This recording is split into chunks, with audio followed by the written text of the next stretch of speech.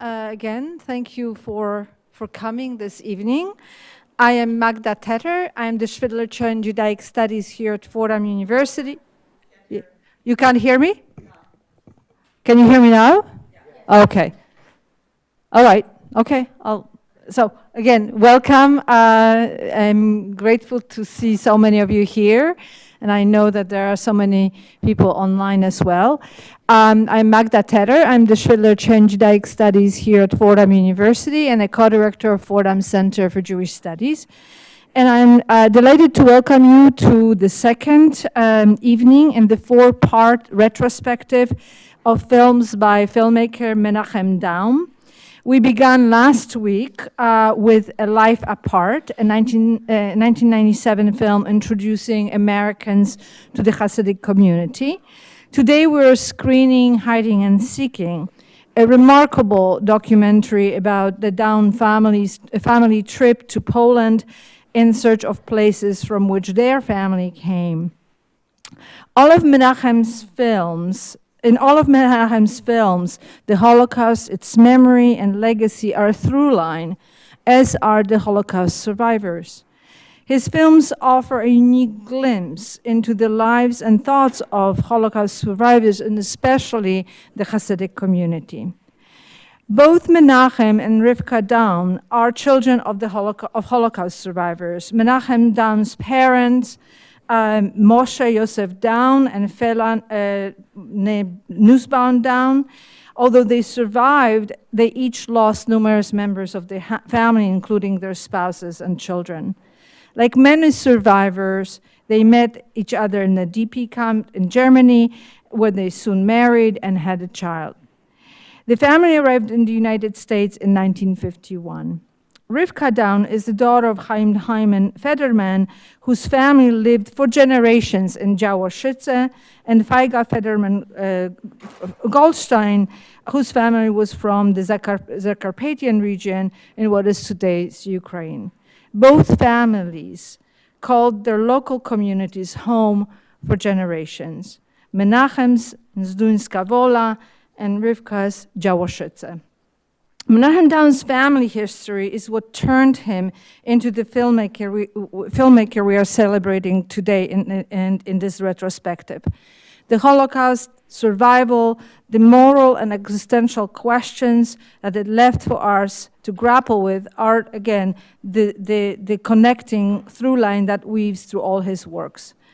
But for Menachem, these questions became a quest to find the good in people, even in the darkest moments and in what he thought, and many things, the darkest places.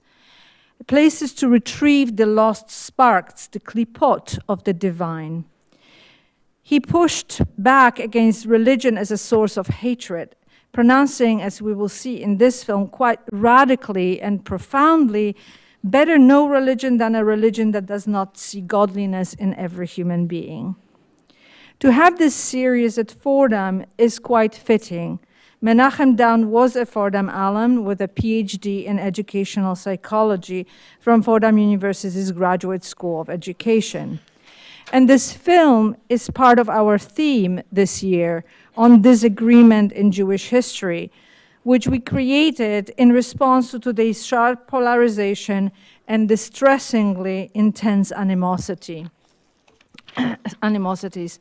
We're facing a world in which it is not only increasingly difficult to pursue disagreement and mutual engagement and exploration of complex issues, but as the news we're witnessing every day, a world of escalating fear and violence, a world that challenges us to ask profound moral questions.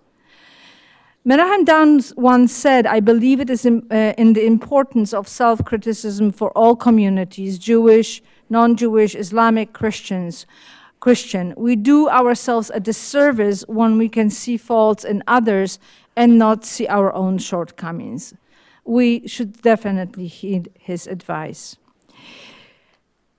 While in his films he explored sensitive and often controversial questions, he did so with empathy, pursuing the ultimate goal of making the world a better place. His films simultaneously challenge and appropriately for the bearer of the name Menachem also comfort his viewers as well. After the film, we will have an opportunity to discuss it with the filmmaker and longtime collaborator of Menachem's, Oren Rudavsky, Menachem Daum's wife, Mrs. Rifka Daum, his eldest son, Tzvi Dovid Daum, and the renowned historian of the Holocaust, and especially of Holocaust in Poland, Natalia Aleksiun.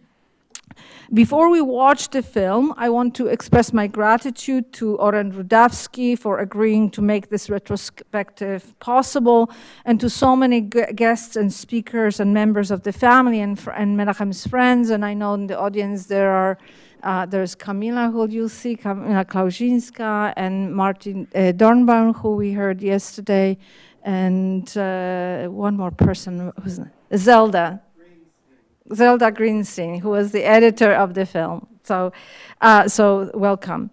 And finally, I want to express my gratitude for you joining us this evening, this series, and on our other programs, which are many this semester, over 20, and for all your generosity that make these programs possible.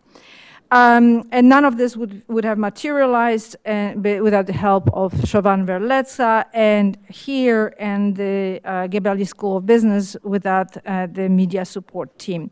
So the last remaining films of the retrospective, next film we'll watch The Ruins of Lifta, and on February 17 we'll finish with an unfinished film, Memory Keepers. So now let's watch the film, and I'll introduce the panel after the screening. Thank you.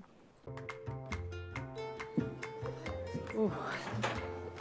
Every time I watch this film, I'm so moved, and I hope you would too.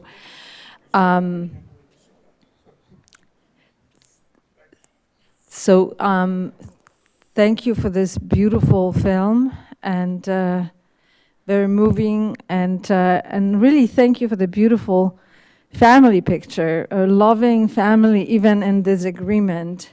So I want to introduce the panel briefly for our conversation.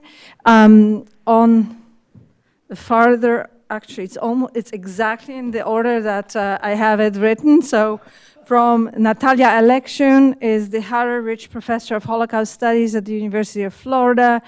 She holds 2 doctoral degrees from one from University of Warsaw in Poland and one from NYU. She has written extensively on the history of Polish Jews, the Holocaust, Polish-Jewish relations, and she has edited and authored several books and numerous articles. And her latest groundbreaking book is called Conscious History, Polish-Jewish Historians Before the Holocaust, and co-edited a volume in European Holocaust Studies called Places, Spaces, and Voids in the Holocaust. She's currently completing a new book about Jews hiding in Western Ukraine during the Holocaust. Then we have Mrs. Rifka Daum, who was, as you could see, Menachem Daum's steady pillar and supporter and a lifelong partner. Professionally, Mrs. Daum works at Petach, an organization founded in 1976 to provide Jewish and secular education to students with learning differences. And then we have Mr. Tzvi Dovid Daum, the eldest child of Menachem and Rifka Daum. He lived in Israel for 11 years following his marriage to Naomi, after which they returned to the United States and settled in Passaic, New Jersey. Tzvi spent 18 years as a Judaic studies teacher at the Jewish Foundation School of Staten Island, and currently serves as Director of Curricular Initiatives at the Consortium of Jewish Day Schools in Cedarhurst, New York. And here, Oren Rudavsky is the film director and producer of the films, all of the films we're seeing in this series, and he received prestigious grants and fellowships, including the Guggenheim Fellowship, NEA grants, His credits include PBS American Masters documentary, Joseph Pulitzer, Voice of the People, and the fiction feature, The Treatment, starring Chris Eichmann, Ian Holm, and Femke Janssen, which was awarded the best film made in New York at the Tribeca Film Festival. He collaborated with Menachem Daum on all but one of his films, and Life Apart, which we saw last week, was shortlisted for the Academy Award. Hiding and Seeking was nominated for the Independent Spirit Awards, and then Ruins of Lifta, and we will also at the end see the unfinished film Memory Keepers, which utilizes Daum's footage that he shot for over 20 years. If you haven't seen his latest film, just came out, hot off the reels, can we say that? Elie Wiesel's Soul on Fire was an official selection of the Telluride International Film Festival and has been awarded the Audience Award at numerous festivals. So without further ado, let's us get started. And there are cards, index cards going for questions that we'll address afterwards. Okay. So we'll share. Okay. So I want to start with both of you, Rifka and Tzvi Dovid. At the time that Menachem decided to make the film, your children were already living away. So why did he decide to make this film, and how did he broach the idea to you and then to the sons you here? How did he broach it? What did you initially think? I mean, there's a little bit of inkling in the film, what you may be thinking, but I wonder whether you could share with us what your thoughts were. I'm just trying to remember, was he in Poland? Can you What? No, I'm just saying, I don't remember if he was there before that. He was. He had been there with Shlomo. No, before Shlomo, but Not before no. Shlomo, no. No, okay. I don't even know why he did it, though. Never questioned anything. I don't know. I don't remember. Whatever. Can I clear up one thing? Because it was emphasized many times, why did they not communicate? Why didn't they communicate? We were in Poland, actually in Zaloszyce, this end of August. We had a day of remembrances in Zaloszyce. Menachem used to go every year back to Donskovola, to Zaloszyce. He really kept up. And my son, with other people from Zaloszyce, we had a day of remembrances. We had like over 40 people that came. And we went back to the Mucha house, and they had correspondence that they found in the attic. The older brother was in charge, and they have letters from the 50s, early 50s, and people, all of history, you only know things that go on at the time, and then you find out things that happen later. So even when we did Hasidic, like this always happens in film. You can only show what you know at the time. And I think it's just important to know. It could be that my father didn't even know that his brother was writing. Like people don't know what goes on in history. And that's part of history, is to uncover things that people don't know about. Actually, there was later on one of my questions about the letters. Oh, so, okay. So what happened? I don't even know. He said the kids. I don't even remember this. Maybe. Well, I'll tell you, my introduction to it was when he knocked on my door. That film, in the beginning, he started playing this tape. That's when I first heard about it. Afterwards, we're making this film. So, but I think what motivated him to make this film, I could only, we grew up in Borough Park, which is an insular community, we could call it that.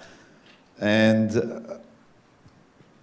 we like to joke that the world ends at McDonald Avenue. That's where we grew up. And I think he was concerned, there's like a certain attitude that, all the things that they spoke about in the film, like, there is a long history of anti-Semitism going on throughout the years. And we talk about it all the time, you know, that it's history, it's real history. And I think he was concerned that all that talk about it would lead to, the main word there was hate. That's really the word that bothered him. Like when that person said, you have to fill yourself with hatred, you know, that was the word he used. And he did not like that. That's something, you know, talking about Shlomo Karbach, they say a story, I can't tell you if it's true or not, but they say that he once got mugged and a fellow pulled a gun on him. And he said, shoot brother, but I'll love you anyway. But the point is, you know, it's just, he was concerned about this, you know, then when he went to college, obviously, you know, his horizons expanded, but I just think that he wanted to make sure that you see decency in every human being, you know, that's really what motivated him. That was his ethical will, as he said at the end of the film, So he comes, he knocks on the door, he announces that he's taking you to Poland.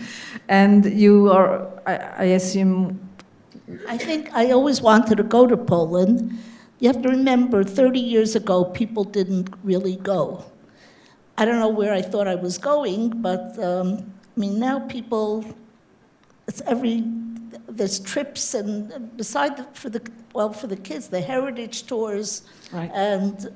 But he had something against that, because when the children would come from Israel, secular or religious, because it used to be that the high schools in Israel, that was a must thing to go to Auschwitz.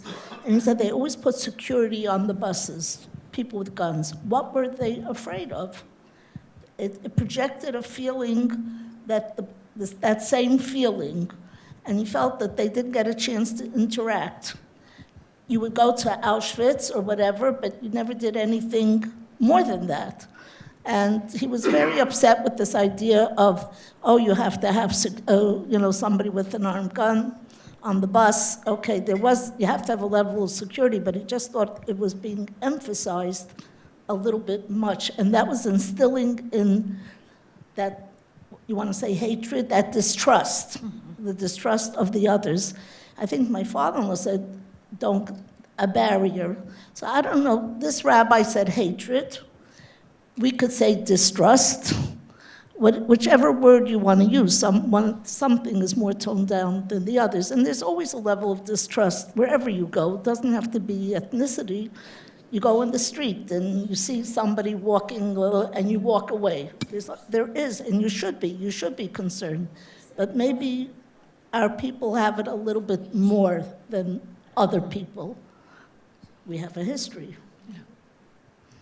I'm just going to add that, like, when both my grandparents, when they're talking about, like, my grandfather says, what did you learn? Don't trust Goy. You know, that was learned from the University of Life. You know, it wasn't like a racist thing. It was just, that's what he learned in life. You know, my other grandfather speaks about, you can read about this. I mean, after the war, people went back home. They were killed. You know, other people had taken over their homes and they were afraid. You know, it was crazy times. It was very difficult times. So, you know, there's different ways to look at it. You know, it's just, you got to be careful. You know, that's basically what he was saying. Yeah.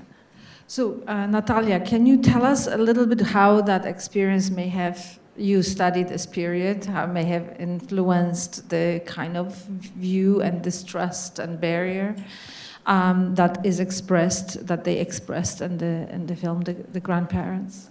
So first of all, I want to say that I'm extremely moved to be sitting with you and to have a chance to discuss and to get a sense of this history beyond the film.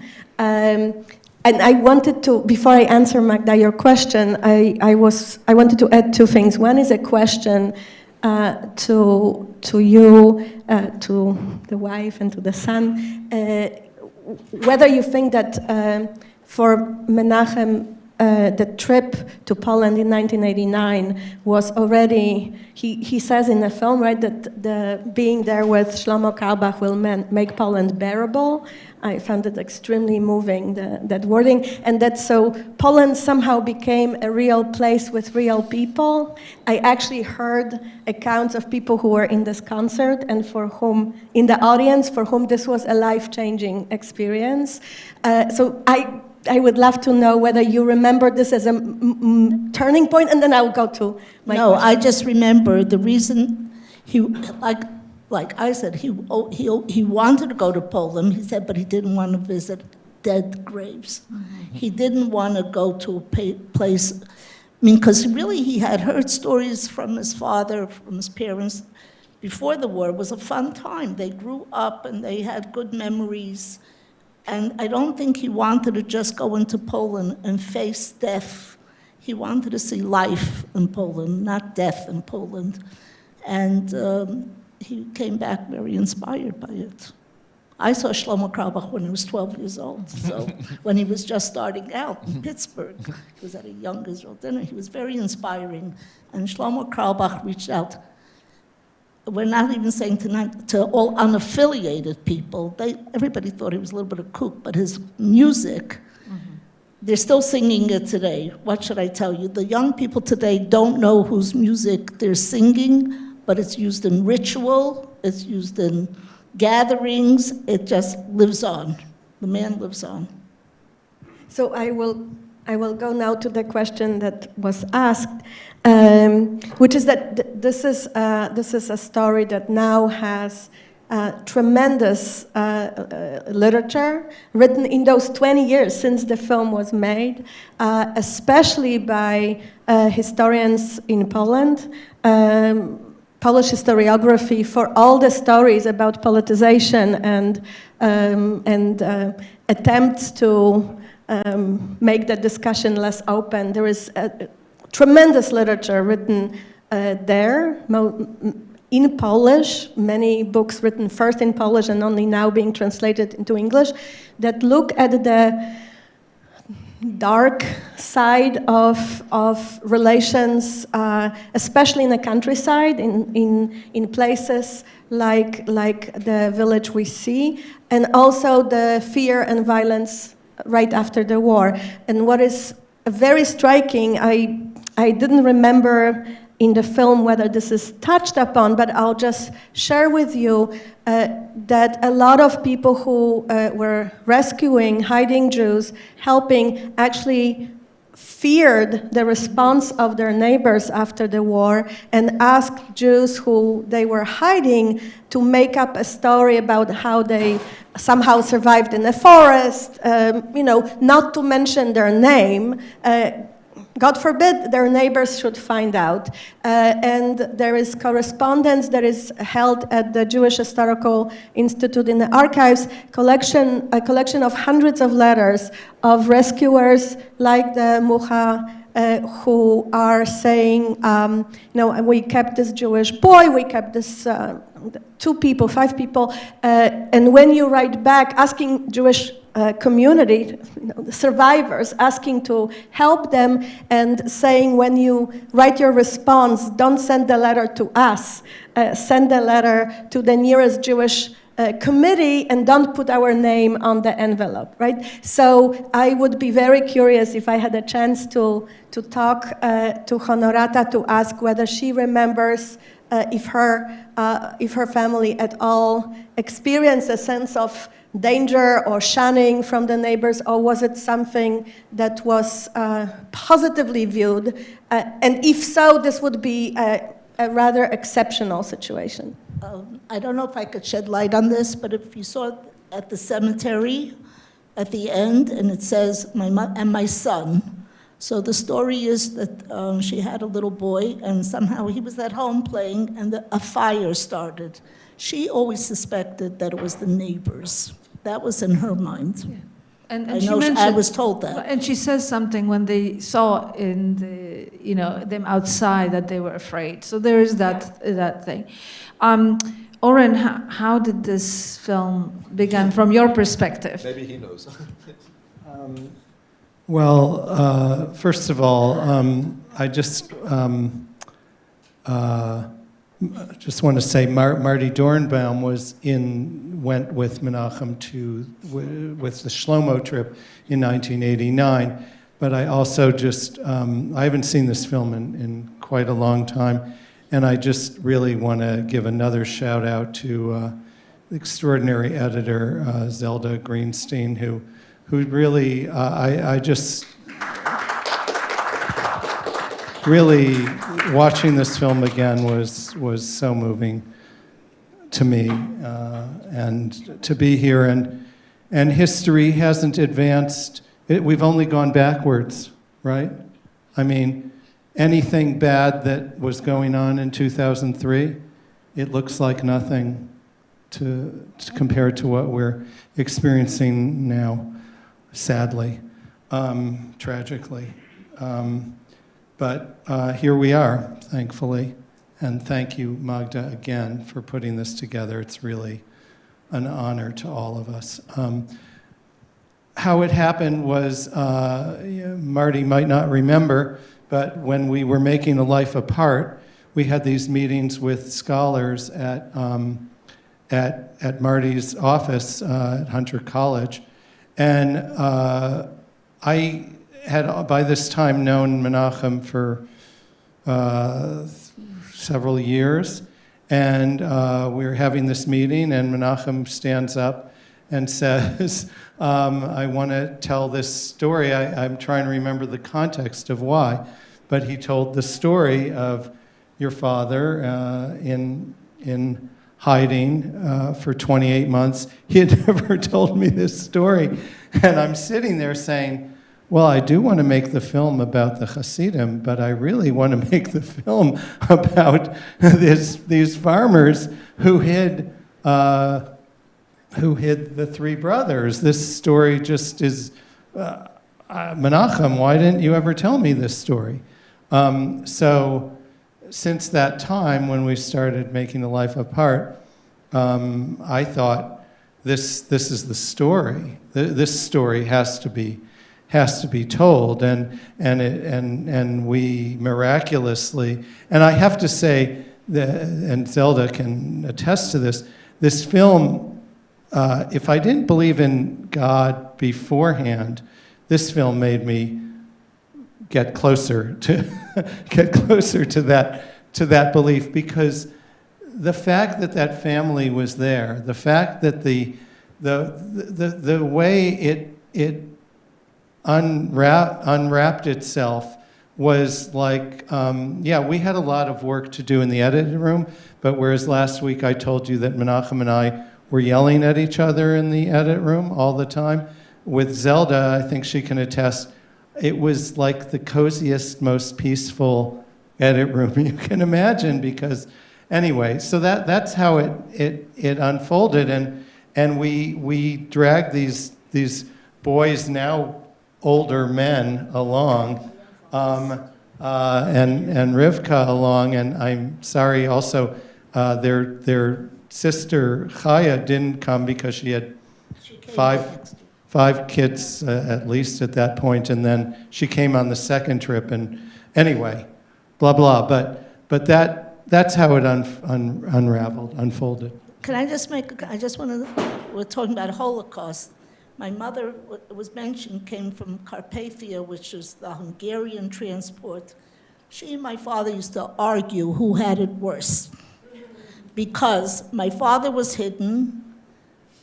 We were actually back in Zalashitz. I found out the history of the Germans coming in and the Jews going to Belzec and being exterminated, and this whole litany that my father said he probably wouldn't have survived.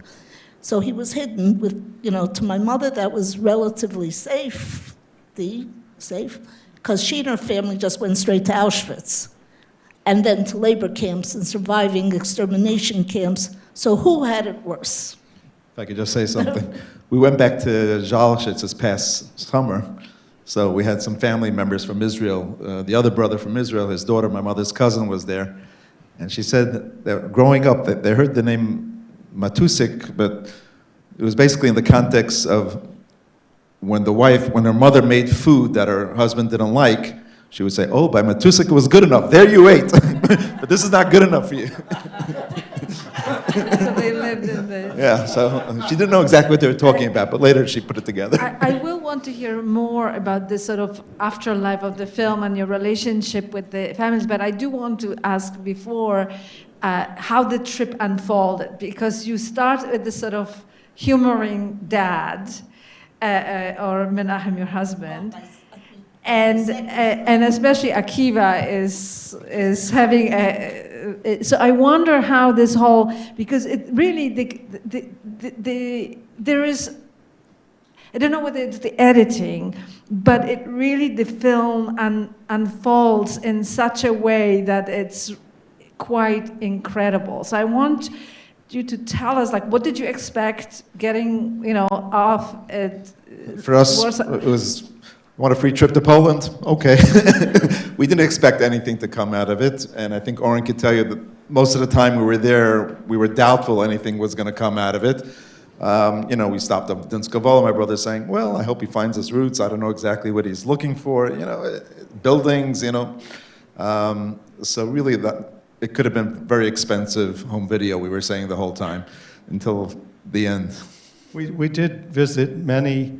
I mean, I think the lure was escaping. They had some screaming young children at home, and escaping to Poland. And I think also, to their credit, I think something called Kibud Av Em, which is honor thy father and mother. And I do think that played actually a big role in their agreeing to come. And we visited a lot of Rebbe's graves on our way to none of that's all on the cutting room floor, because it's beautiful to visit those graves, but dramatically not so exciting. I used to joke that's why it's called live entertainment, as opposed to visiting a cemetery, which is, with rabbis, dead entertainment. No, I'm saying I think that for my kids it was an opportunity to go to Poland, to go to visit the graves of, whether it was the Warsaw Cemetery, which is huge, or different. I think so. It was part of a spiritual. I don't know if it was a little bit spiritual. Nice to go to Dunskovola, find my grandparents' grave, Puri Yiska, and then my next daughter, Aviva Yiska. So Yiska, by the way, is the English, that's what Jessica comes from. Mm-hmm. So. Yeah, so... Yeah. Did I already thank Camila? Camila is here. Camila, who's here. Did I already say so? She's in the film, of course, and helped Menachem and his family find Puri Yiska and more. We'll hear more from her in 2 weeks. Come to the unfinished. Just inside, Camila and my husband spoke every Friday. I would say Menachem Shabbos is in 5 minutes, and he'd go, wait, okay, Rifka says I have to get off the phone, but he was very, very close. I don't even want to say very close. You have to explain, she speaks English now. I know, now she speaks English. She did her doctorate. She's very, what should I tell you? He felt very, very close to her, and it was mutual, that I know. And it all started when he met her in Dunskovola when she was, I don't know, were you married then? Yeah. Oh, okay, but whatever. But she was an integral part of his life. So this is actually perfect segue to my question about, because this is one of the most emotional moments in the film, that is a sort of moment. It was like, oh, let's just go, you won't find anything, and then suddenly you find the grave, right? Akiva found the grave? Okay, so the skeptic Akiva finds the grave. And I think that's right. You could get closer to God with that, because it seems like there were these signs in the film. So I wonder, there are these several moments, right? That there is the finding of the grave of Puri Yiska in Dunskovola, the finding of the Polish family that miraculously is still alive, the people, the really emotional moment which Menachem misses, of you making a blessing in the place where the three brothers were were hiding. He's talking with the family in the back there, and this is such a beautiful moment. Were there any other moments that you can think about that maybe didn't make it or that are memorable for you from this trip? And this is for the three. From that first trip, I think we went to Auschwitz, right? So Auschwitz, my mother was in Auschwitz. So I think just the idea of seeing the barracks, we were now again in Auschwitz now, but my aunt just telling me, I got the concept. When you tell Holocaust studies Auschwitz, you don't realize Auschwitz, Birkenau, there was work camps. You don't know the layout of the land. You just think Auschwitz and there's crematoriums. It really wasn't like that. My mother came with 3 sisters. There were 16 siblings altogether. And there were miracles there. In other words, I had an aunt that was holding her 6-month-old baby in a prison. Somebody came by, one of the Jewish prisoners, and told the mother, you take the baby, tell your daughter to say she's 16, and maybe she'll live. My aunt had a mangled hand. When she was 5 years old, she lost 3 fingers. And she said it was like Mengele looked at her eyes, not at her hand, and she has a number. My mother didn't have a number. So you want to know why didn't she have a number? Before they had a chance to give her a number, they needed 400 girls for a factory all of a sudden, and she was chosen.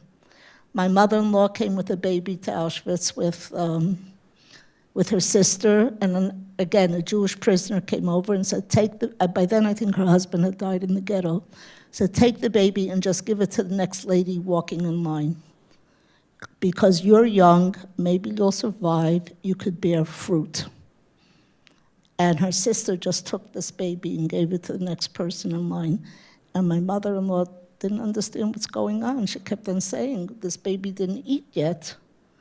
But my husband, Menachem, used to acknowledge when he spoke at any bar mitzvah or simcha, he says, I have to acknowledge this anonymous person that because of him, my mother lived. And it was always like, it shows that people out of the random people, you do an act, you have no idea the consequences of that act. This is an extreme act because these prisoners were in danger also. They weren't allowed to talk to the people coming off the train. He took a chance. He said, just take the baby and maybe you'll survive and you'll have a family.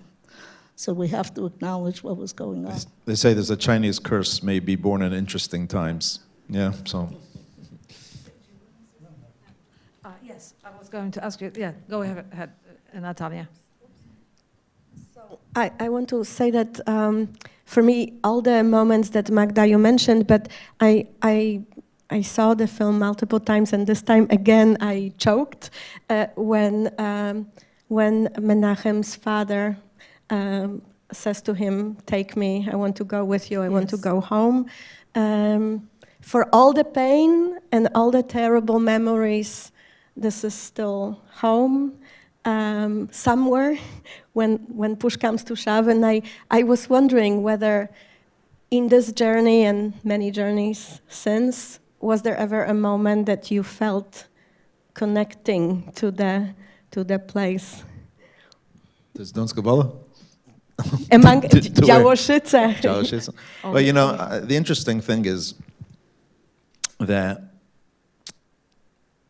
it was about shortly before, I'll tell you in a second, shortly before my father died, one of the projects that he was involved in was he had the Yisker book on Działoszyce translated to English. It was a project, there was a bunch of different translators.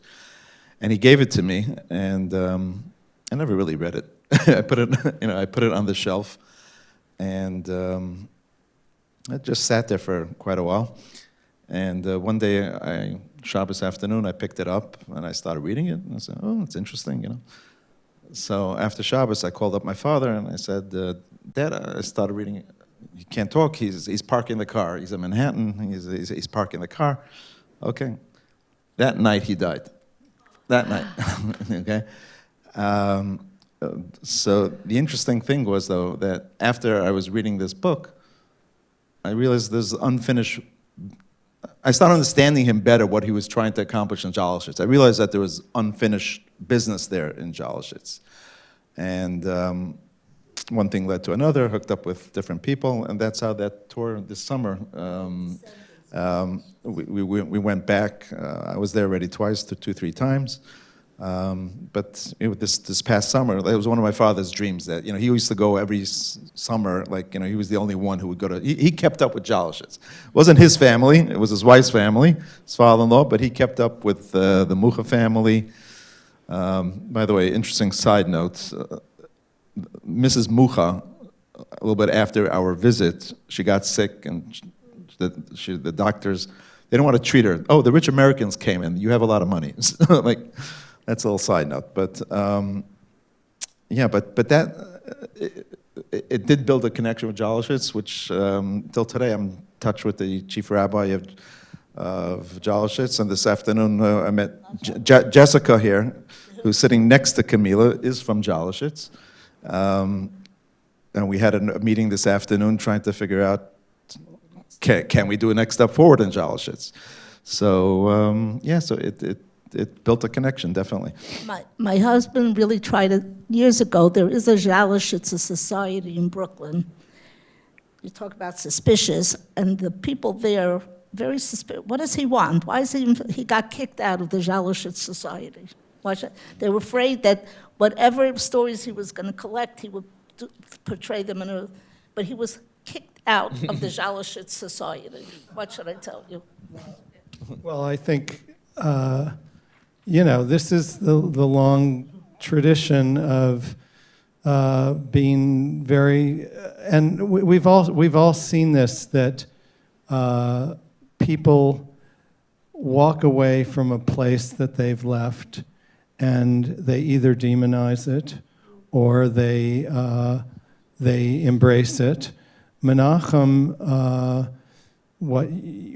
embraced Poland in a way that something we shared from the first time I was in Poland in '86, but was a deep feeling of kinship with Poland, with those graveyards, but with Polish people in Krakow who I found to be extraordinarily philo-Semitic and extraordinarily generous in a way that, those of you who remember Poland before the end of communism, people would do anything for you, for their fellow brethren, in ways that very few Americans would do for even their best friends.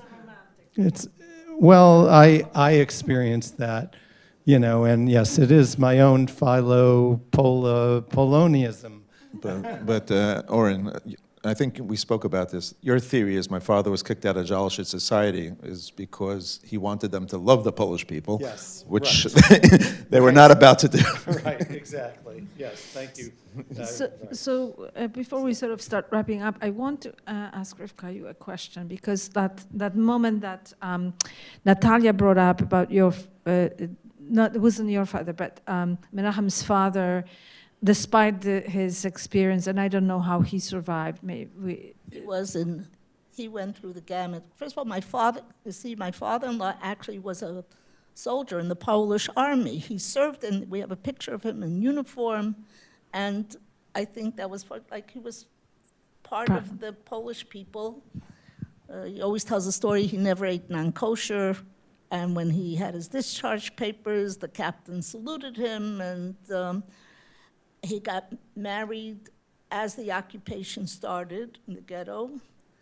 So he went through a ghetto, he went through work camps. I don't know exactly how many different concentration camps. You have to know, my father-in-law was maybe 5'6", and I don't even know how he survived. He wasn't a particularly strong person, but like Menachem said, I don't even know how to pronounce that concentration camp. Skarżysko-Kamienna. And that was very few survivors from that camp, I believe. What? Yes? No? I don't know the history. Well, it's a very unique history, and in fact, the fact that he wasn't a big man might have helped. There was a munition factory from before the war that was taken over by the Nazis, and it used Jewish slave labor.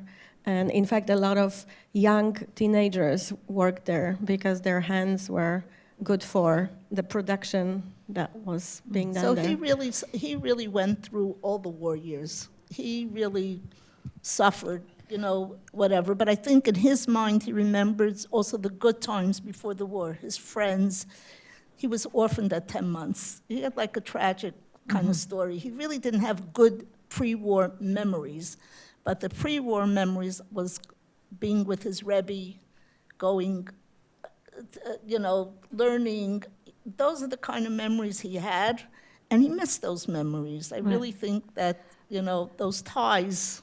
Right, and that moment he goes Ahaim, right? He's Right. calling it, and he wants, and he remembers the address in that kind of way, right? That's such an amazing moment. And in contrast, your father seems very eager to kind of get it out, to talk about that at least in the film, that how it comes across. So I wonder whether you could talk about the sort of the different dynamics in the two families of processing the trauma of that. No, I just do want to say something about Rivka's father is, what incredible honesty. I mean, remarkable. How many people would tell the truth in like 6 different times, in 6 different ways, about what he wouldn't have done and what they did? I mean, so I applaud him. Some people are so uncomfortable with that, and I'm like, here's a man who's speaking the truth. It's a rare commodity, very rare. It's an incredible moment. So. Yeah, we are facing some of these questions. What would we do now with people? We see people, ICE protesters, and they're getting shot for doing nothing, holding up a phone, whatever.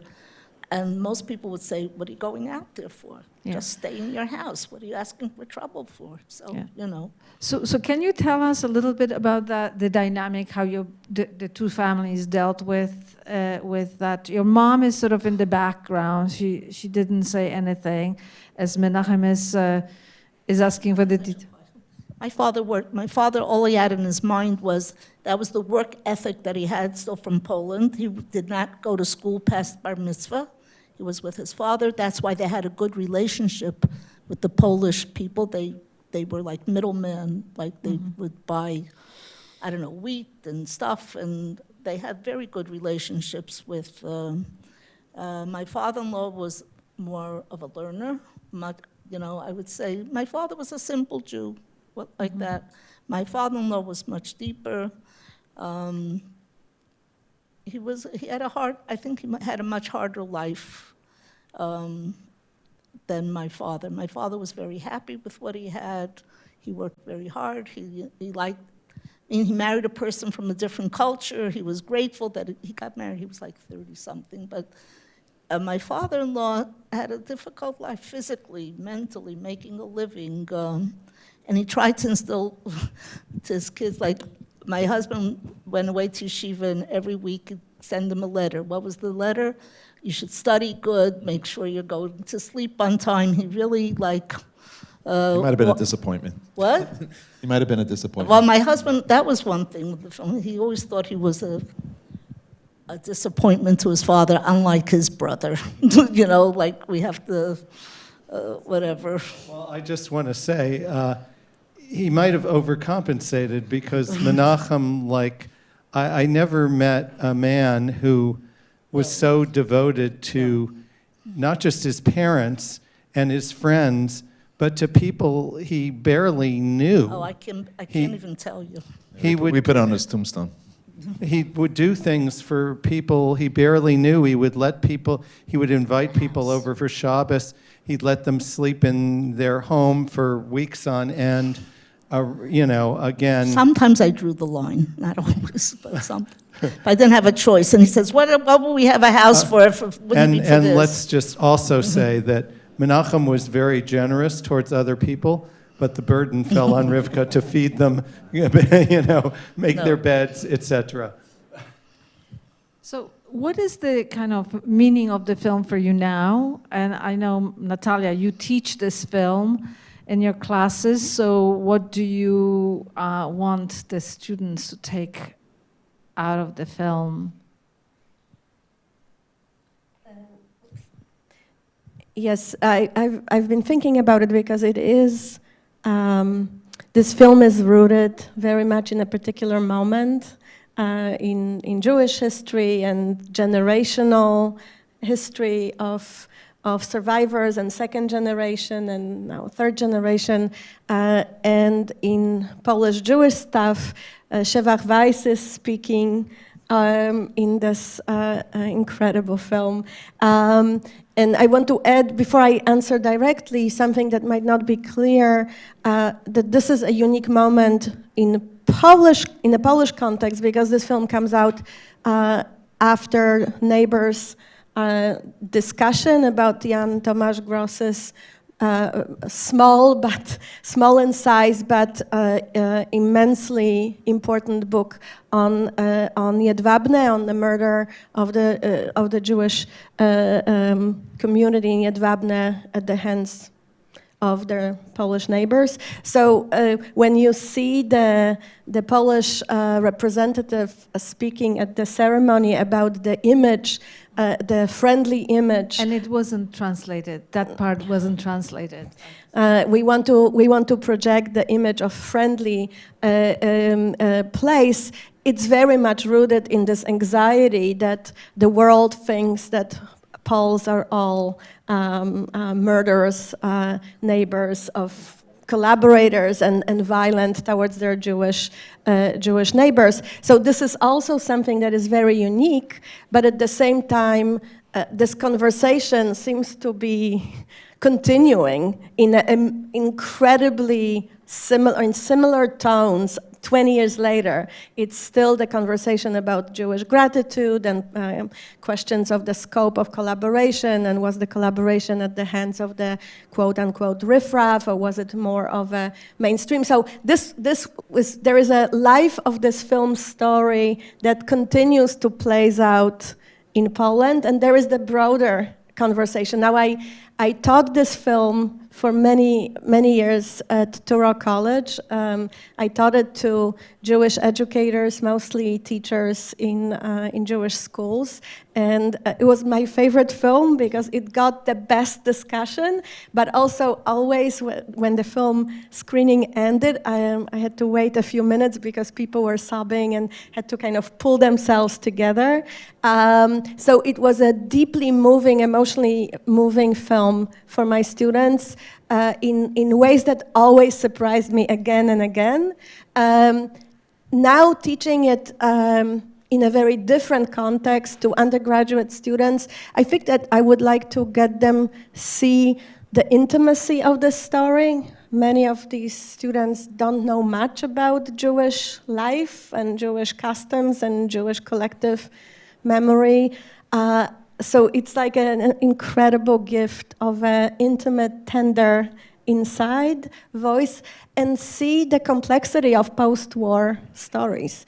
And you can teach for the whole semester just with this film. So thank you so much for producing such a masterpiece. What does the film mean to you after all these years? I didn't appreciate him as much as I should have. I just, take out the garbage, honey, it's Wednesday night. And he used to say, garbage, that's all you think about it. No, but he used to come and he was very careful with the editing, to talk about Zelda, but every word he thought, he would show me a piece and he says, which is it better this way? Is it better that way? Is it this way? Is it that way? And he was trying to, his points, he was very exact with his, with his language, with his, with everything. And like I said, I'm surprised by this outpouring of this retrospective, like Tzvi Dovid would say, he was dad, we tolerated him, we humored him, and the children really, great amount of respect. We talk about alienation nowadays, and even in our community, we talk about alienation a lot. the kid, I wanted to bring, the grandchildren did a book by the Shloshim, the 30 days after death, we have a get-together called Zaidi, and a picture, I should really have brought that, where the grandchildren, that was the most important to him, you should know, he went kiting with them and sledding and everybody, and the memories that are there now with them. Zaidi we would have been in Prospect Park tomorrow.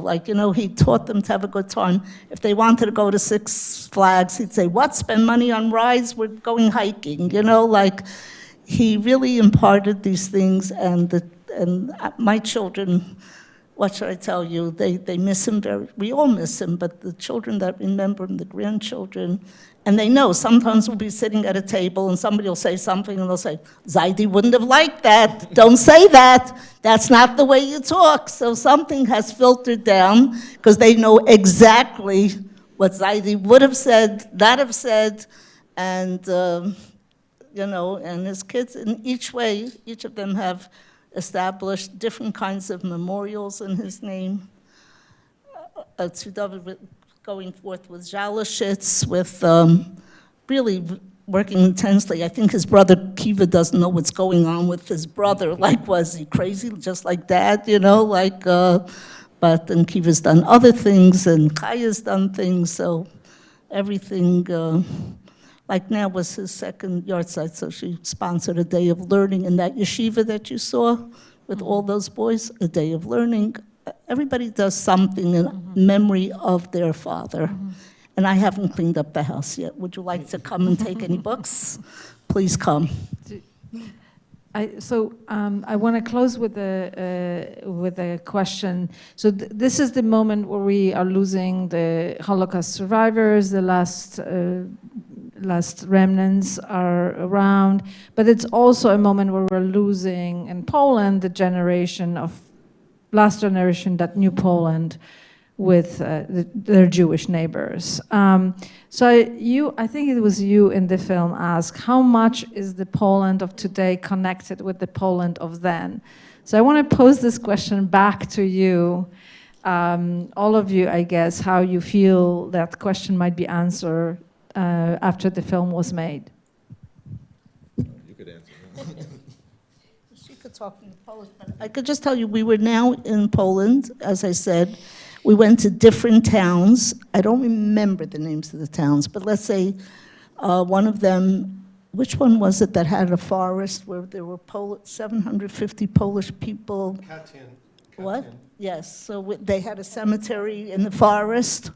No. There were the children there. Yeah, so they had two, what? Whatever. I mean, definitely I think the Polish people themselves are trying to keep they have the same, we have the same problem in our educational system, which is my great-grandchildren, they don't know what the Holocaust is. It's a memory, it's 80 years ago, who remembers anything? And their great-grandfathers aren't around. I mean, they could make fun of me, I'm the daughter of, so I hoard food, I don't throw it out, okay. But it's an educational process. But I see in Poland, they have new museums going up all the time, and they're trying to keep alive this connection. My husband used to say, Jews that were in Poland for almost 2,000 years. There's a history there. Certainly 1,000 years, yes. 1,000. 1,000. 1,000. Only one. A millennium. But in other words, it was one of the first areas that welcomed Jews, and they were treated, and there's history there. There is. Yeah. So. Yeah. I will just say that I had a chance to teach this semester a few classes in the graduate diploma in Jewish Studies course organized by the Polish Academy of Sciences, and it's taught online. And it was striking, again, viewing the film together tonight, how many of the participants are telling stories that they remember hearing from their grandparents about classmates of their grandparents, neighbors of their grandparents, and a couple of my students incorporated Jewish dishes to some of their family cooking in memory of these children that lived 80 years ago, right? So there is some transition of memory that is still intergenerational happening to some extent, just like in Jewish families in Brooklyn, and a lot of educational activities, and yeah, it's an open book that is still being written. So there's one question here, is there hope? Does the film provide hope? It provides hope to me that I'll ever make a film as good as this one, and celebrate this remarkable family that both remarkable families, the Polish family and the Polish Catholic family and the Polish Jewish family, and there's hope for me because I've been watching the footage that Menachem shot over the last 20 years with Camila's help, and I think Poland is a dynamic society. I guess I just heard recently, maybe from somebody, that things are looking very bleak in Poland in terms of the political situation, that it's actually some extreme right-wing people are polling very well, so that's not hopeful. But I think there are individuals like we feel about in this country, those remarkable people in Minneapolis who are on the front line and risking their lives knowing that people have been shot dead for doing very little. Or if, My question there was this: is there hope? But I come away very fulfilled and unfulfilled. And what do you want me to come away with? I want you to come away with, what I want you to come away with is a passion and respect for people like Menachem, who are doing all they can, and we all do what we can with whatever resources we have. And for some people, that's, putting their life on the lines, and for other people, it's writing letters, and for other people, it's just being close to their family and friends. So it's in everybody's, and those are all equal. We're not comparing one person's virtue to another person's virtue. So I hope this film gives you tremendous hope. Do you want to add any last thing? I was at the actual I was at the concert in 1989 with Shlomo Karlovac, and the reaction of the Polish people at that time was unconditional joy and love. So he was able to transmit to everybody there, not that they should feel guilty, but he said maybe our parents didn't like each other so much that our children will love each other. And the whole audience went berserk. Mm-hmm. They wouldn't let him off the stage. The stage manager took away his guitar, and everybody in the audience came on the stage, and they were dancing around us with no music, like we were just singing with no guitar. And it happened like in a lot of places, in Krakow and Katowice and Warsaw and Lodz. Lodz was the last place. And these are the places of the worst persecution of the Jews. And he somehow or other, he said, there's a Rabbi Nachman of Wrocław, who said, the place of destruction can be the place of rebuilding. Mm-hmm. And he really did that. And that's a hopeful message, but I also think the hope is that although it is much easier to see the darkness around us and perhaps that there are people who are making an effort to bring the light, who are good people, and I think the film shows that we need to highlight those who are good and not focus on those who bring harm. So I thank you all for coming, and I hope you'll join us next week about Lifta. That's an interesting film.